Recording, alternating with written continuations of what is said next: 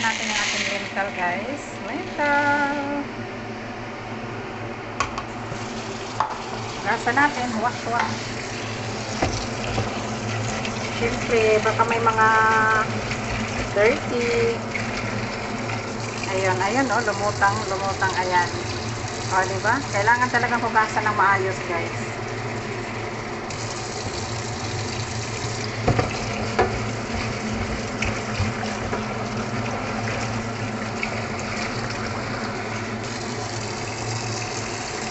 Lala. Tapos ilagay natin doon. Magluto kasi tayo ng lentil rice.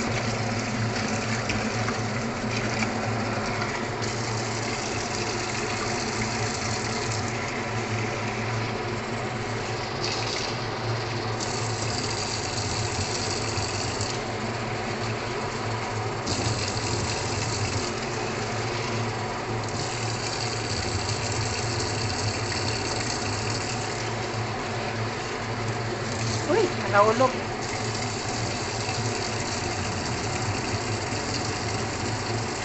So, ilagay na natin dito sa ating